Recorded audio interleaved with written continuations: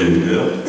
Et du coup, voilà, moi c'est pas trop compliqué pour moi. Normalement, je fais mon texte. Mais eux, ils ont la lourde tâche de m'accompagner en improvisant. Donc déjà, on peut les applaudir très fort.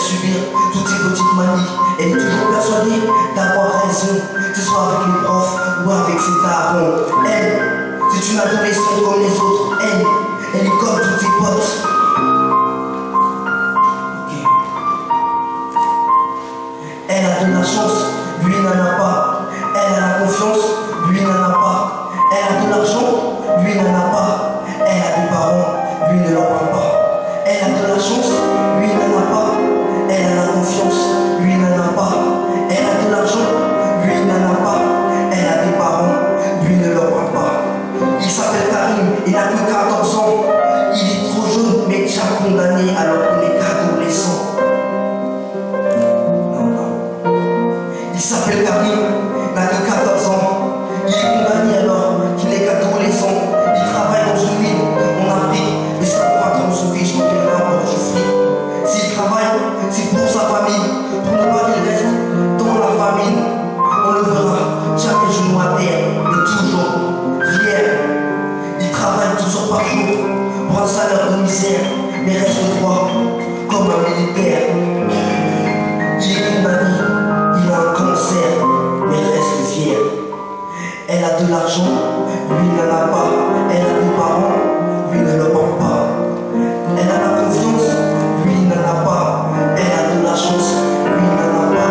Elle a de l'argent, lui n'en a pas. Elle a des parents, lui ne l'en a pas. Elle a la confiance, lui n'en a pas. Elle a de la chance, lui ne l'en a pas. Merci à tous.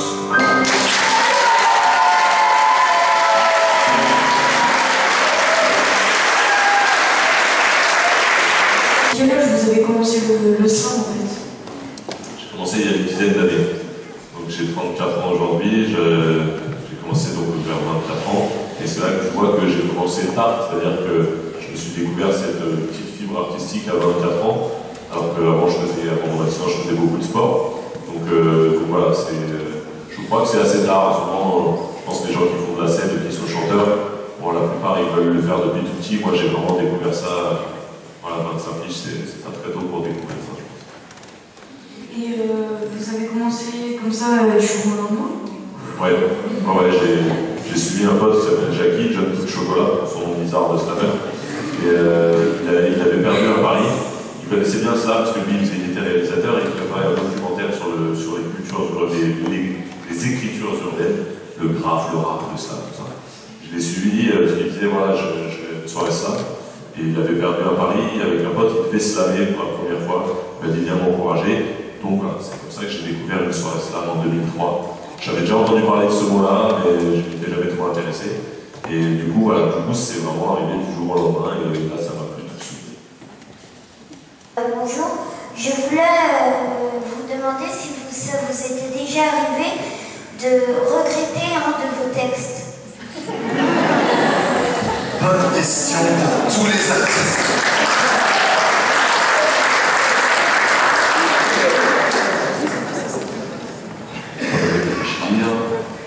Écoute, non, pas pour l'instant. Alors, certains textes que je trouve pas très bons, ça, bien sûr, ça arrive, comme tout le monde. Mais du coup, comme j'en ai quand même pas mal de textes au moment de faire des disques, je les choisis et je mets a priori ceux que j'aime bien. J'ai la chance aussi. Souvent, quand je fais un disque, de prendre une quinzaine de textes, ces textes-là, je les ai déjà slamés sur des petites scènes, dans des ateliers, etc. Du coup, j'ai un peu de recul sur les textes, donc ceux que je choisis en principe, c'est que je les aime bien, je les assume. Donc du coup, les textes que vous connaissez, que vous avez entendus sur des disques ou sur scène, ceux-là, pour l'instant, ça va, j'en regrette pas. Je dis pas que c'est plus les meilleurs textes du monde, loin de là, mais en tout cas, ils ne font pas trop honte. Les textes qui me font honte, tu les entendras. Mais sinon, vous avez déjà écrit un texte que vous n'avez pas mis au public et que vous avez regretté Regretter, c'est un peu fort, parce qu'en fait, si personne n'entend le texte, je ne vais pas me chiffrer moi-même, tu vois. Si personne n'entend, bah, voilà, j'ai écrit un texte de merde, mais personne ne le sait, c'est pas grave. Donc, du coup, voilà, non, ça va, au moment que les gens ne savent pas que j'ai écrit de la merde, je vais Merci à toi. Alors, je vais enchaîner par un petit texte a cappella dans la plus pure tradition slam. J'y suis entré tout petit sans le savoir, comme tout le monde. Derrière ces murs, j'ai grandi et j'ai observé chaque seconde. J'y suis entré naturellement, personne ne m'a demandé mon avis. J'ai étudié son fonctionnement, ça s'appelle l'école de la vie. Faut savoir qu'ici tout s'apprend, les premières joies et les colères. Et on ne sort jamais vraiment de cet établissement solaire. À l'école de la vie, il y a des matières obligatoires. Et certains cours sont en option pour te former à ton histoire. La vie démarre souvent avec le prof d'insouciance. Il est utile, il t'inspire et puis il te met en confiance. Mais juste après vient le cours des responsabilités. Tu découvres les maux de tête et les premiers contrôles ratés. Le cours de curiosité est un passage important. En le comprenant assez tôt, j'ai gagné pas mal de temps. J'ai promis que je m'inscrirais dans le cours de promesses. J'ai parfois été fort dans le cours de faiblesse. À l'école, l'école de la vie, tout s'apprend, tout s'enseigne, tout s'entend, on s'entraîne, des matières par centaines. C'est l'école de la vie, j'ai erré dans ses couloirs, j'ai géré dans ses trous noirs, j'essaierai d'aller tout voir. En cours de grosses galères, j'ai eu quelques très bonnes notes. C'est ce genre de résultat qui te fait connaître tes vrais potes. Ça m'a donné des points d'avance et une sacrée formation pour le cours de prise de recul et celui d'adaptation.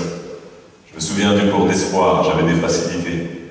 À moins que je me confonde avec le cours de naïveté. Puis il y avait une filière mensonge et une filière vérité. J'ai suivi les deux cursus, chacun a son utilité. En cours de solitude, j'avais un bon potentiel. Se satisfaire de soi-même est un atout essentiel. Mais j'aime bien aussi l'ambiance qu'il y avait dans le cours de bordel. J'ai vite compris que l'existence se conjugue mieux au pluriel. C'est qu'en cours d'humanité, j'ai eu deux très bons professeurs. On a eu des travaux pratiques tous les jours, moi et ma sœur. J'espère que petit à petit, j'ai bien retenu leurs leçons et qu'à l'école d'une autre vie, je transmettrai à ma façon. À l'école de la vie, tout s'apprend, tout s'enseigne, tout s'entend, on s'entraîne, des matières par centaines. C'est l'école de la vie, j'ai erré dans ses couloirs, j'ai géré dans ses trous noirs, j'essaierai d'aller tout voir. En cours d'histoire d'amour, j'avais autant été au fond de la classe, le cul contre le radiateur, j'ai bien cru trouver ma place. Mais en pleine récréation, alors que je n'attendais rien, j'ai reçu ma plus belle leçon et le prof m'a mis très bien. Au cours de liberté, il y avait beaucoup d'élèves en transe. Le cours d'égalité était payant, bravo la France. Pour la fraternité, il n'y avait aucun cours officiel, il y avait que les cours du soir dans des voies institutionnelles. Alors on saigne, on cicatrise, on se renseigne, on réalise les bons coups et les bêtises, on s'allie, on s'utilise. Moi, pour comprendre l'existence un peu plus vite ou un peu mieux, j'ai choisi le cours d'enfance en ville, j'ai même pris l'option banlieue. Reste qu'en cours de bonheur, le prof était souvent malade. On s'est démerdé tout seul, on a déchiffré ses charades. Autodidacte en sentiment, il n'y aura pas d'envie sans piment. Dans mes cahiers en ciment, moi j'apprends la vie en rimant.